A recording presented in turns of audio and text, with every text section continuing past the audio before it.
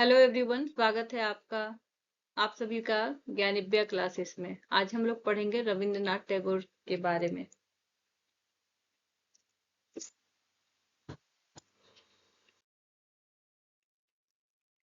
रविंद्रनाथ टैगोर आधुनिक भारत के प्रकृतिवादी दार्शनिक थे। भारतीय शिक्षा शास्त्रियों में रविंद्रनाथ जी का अपना अद्वितीय स्थान है। ये एक महान कवि, साहित्यकार, समाज सुधारक और दार्शनिक के रूप में ही नहीं बल्कि अपने महान विचारों के कारण भारत जनता के प्रगति के पथ पर अग्रसर करने वाले एक महान शिक्षा शास्त्री, शिक्षा विशेषज्ञ और प्रकृतिवादी शिक्षक के रूप में भी हमारे लिए प्रसिद्ध थे। इनका जन्म 6 मई 1861 को कोलकाता में हुआ था। इनके पिता का नाम देवेंद्रनाथ और माता का नाम शारदा देवी था और पत्नी का नाम मृणालिनी देवी था।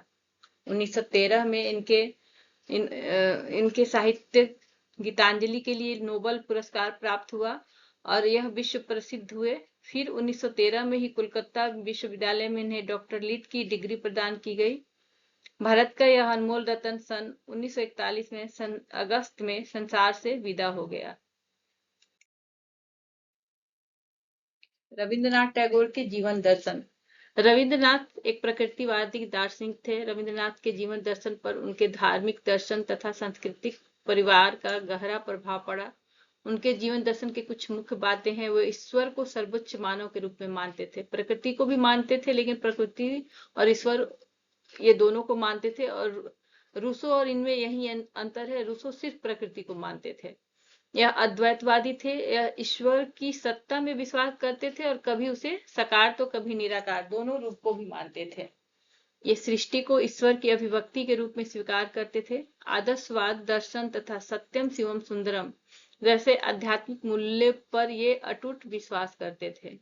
एक महान क्रांतिकारी थे तथा मानव के बीच पाए जाने वाले विभिन्न भेदों को भी ये निंदा करते थे, यानी कि जाति पाति, अस्पृश्यता आदि के घोर विरोधी थे। यह मानव की सम्मान एवं स्वतंत्रता दिलाकर उसकी आत्मा को ऊंचा उठाना चाहते थे। उन्होंने निर्धनता एवं अस्पृश्यता मतलब छुआछूत को भी हटाने के लिए अधिक बल दिया। ये दार्शनिक एवं समाज सुधारक होने के साथ साथ प्रखर राष्ट्रवादी भी थे। इन्होंने जीवन के बीच और प्रकृति के बीच एकता पर विशेष बल दिया।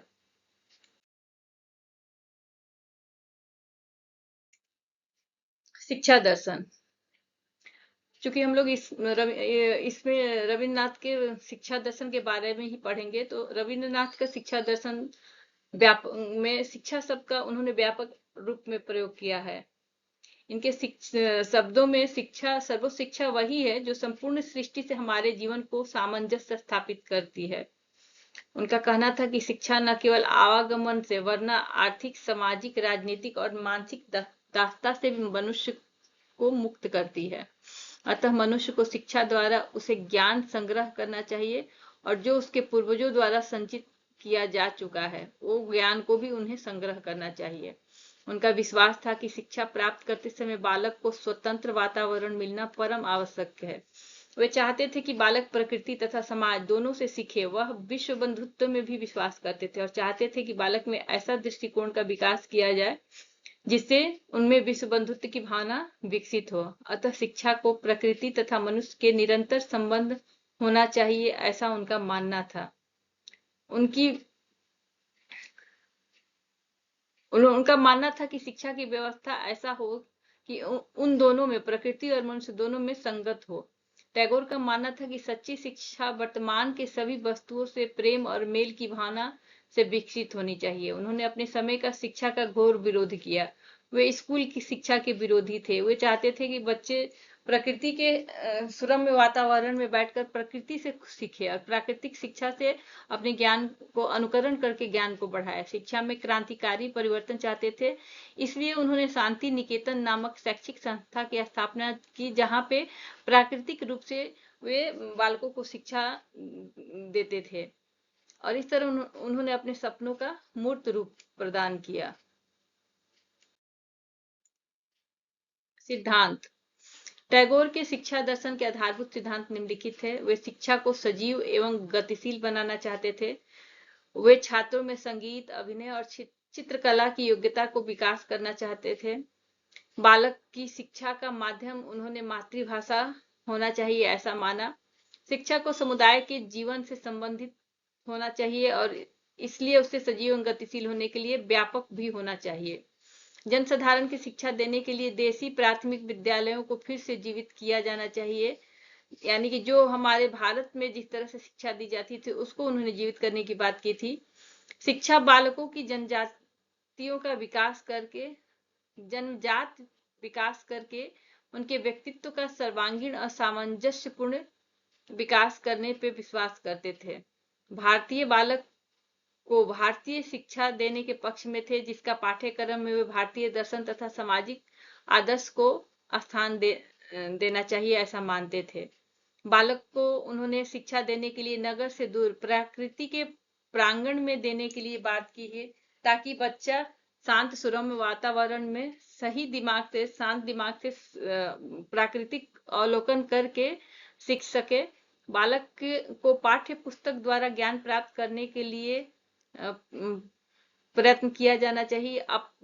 अपितु उसे मतलब उन्होंने कहा था कि बालक को पाठ्य पुस्तक के द्वारा ज्ञान प्राप्त करने के लिए प्रयत्न नहीं किया जाना चाहिए, जोर नहीं देना चाहिए, बल्कि उन्हें प्रत्यक्ष स्रोत प्रकृति के समक्ष बैठाकर उन्हें ज्ञान देना चाहिए। इससे बालक को सीखने के ज्यादा अवसर मिलेंगे और बालक सही ढंग से उसे अनुकरण कर सकेगा। शिक्षा का उद्देश्य। शिक्षा शब्द का व्यापक अर्थ में प्रयोग इन्होंने किया था। इनके अनुसार सर्वज्ञ सर्वोच्च शिक्षा वही है जो संपूर्ण दृष्टि से हमारे जीवन को सामंजस्य स्थापित करती है। इसके लिए उन्होंने निम्न उद्देश्य बताए थे। शिक्षा का मुख्य उद्देश्य उन्होंने बालक की जन्मजात शक्तियों का विकास कर उसके व्यक्तित्व के चतुर्मुखी तथा सर्वांगीण विकास करने पर जोर दिया था। शिक्षा का कार्य बालकों का अनुभव की पूर्णता द्वारा मनुष्य के रूप में विकसित करना था। बालकों को प्रकृति से घनिष्ठ संबंध बनाकर रहकर संपर्क में रहकर शिक्षा देने की व्यवस्था करनी चाहिए ऐसा उनका मानना था, क्योंकि प्रकृति के साथ घनिष्ठ संबंध स्थापित करने में उन्हें आनंद का अनुभव होगा। शिक्षा राष्ट्रीय होना चाहिए, उसमें भारत के भूत भविष्य का भी ध्यान रखना चाहिए। पाठ्यक्रम में भारतीय दर्शन के प्रमुख विचारों को उन्होंने स्थान देने की बात की तथा भारतीय समाज की पृष्ठभूमि को स्पष्ट रूप से ज्ञान कराने की भी बात की। प्रत्येक बालक एवं बालिका में संगीत, चित्रकला, अभिनय की योग्यता को विधि पूर्वक विकास करना चाहिए। मातृभाषा की शिक्षा पर उन्होंने विशेष बल दिया। उनका मानना था कि मातृभाषा की शिक्षा का माध्यम होना चाहिए, क्योंकि विदेशी भाषा से मूल्य की प्राप्ति संभव नहीं है। विद्यार्थियों को पुस्तक के बजाय प्रत्यक्ष स्रोतों से ज्ञान प्राप्त करने का अवसर देना चाहिए तथा टैगोर के अनुसार शिक्षा का सबसे महत्वपूर्ण उद्देश्य राष्ट्रीयता तथा अंतर्राष्ट्रीय दृष्टिकोण का विकास था, जिसमें वे विश्व बंधुता स्थापित किया जा सके।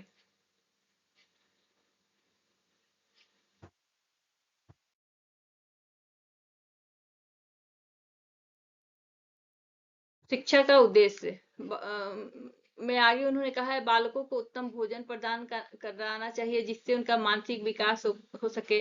शिक्षण पद्धति का आधार जीवन की वास्तविक बातें तथा प्राकृतिक होना चाहिए। विद्यार्थियों के सामाजिक आदर्श, परंपराओं और प्रथाओं और रीति रिवाजों को भी पाठ्यक्रम में स्थान देना चाहिए। बालक को इस प्रकार शिक्षा देना चाहिए जो अध्यात्मवाद की ओर उन्हें अग्रसर करे।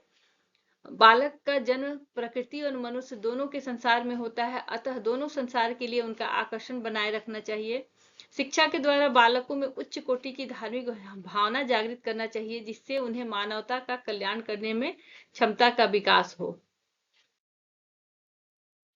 पाठ्यक्रम। चूंकि रविन्द्रनाथ टैगोर की शिक्षा का व्यापक उद्देश्य बहुत व्यापक था, अतः इस उद्देश्य को पूर्ण करने के लिए उन्होंने विस्तृत पाठ्यक्रम का विचार प्रस्तुत किया है। उनके अनुसार शिक्षा तभी अपने उद्देश्य की प्राप्ति कर सकती है जब पाठ्यक्रम मानव जीवन के विभिन्न पक्षों तथा शारीरिक, मानसिक, भावात्मक, सामाजिक, नैतिक, आध्यात्मिक विकास का उसमें स्थान दिया जाए। टैगोर ने अपने द्वारा स्थापित शांति निकेतन, जो कि बाद में विश्व भारती के नाम से प्रसिद्ध हुआ, में भी विभिन्न क्रियाओं को पाठ्यक्रम में महत्वपूर्ण स्थान दिया है। वे पाठ्यक्रम को दो रूप में प्रस्तुत उन्होंने किया था, विषय क्रियाएं और पाठांतर क्रियाएं। विषय क्रियाएं में उन्होंने इतिहास, भूगोल, प्रकृति विज्ञान, साहित्य आदि की शिक्षा की बात की थी। उसके और एक्टिविटी क्रियाएं में उन्होंने बागवानी, भ्रमण, अभिनय, ड्राइंग, क्षेत्रीय अध्ययन, प्रयोगशाला कार्य, अजायब घर के लिए वस्तुओं का संग्रह इत्यादि। पठांतर क्रियाएं जिसे एक्स्ट्रा करिकुलर एक्टिविटी कहते हैं, समाज सेवा, छात्र का स्वशासन, खेलकूद आदि सम्मिलित था।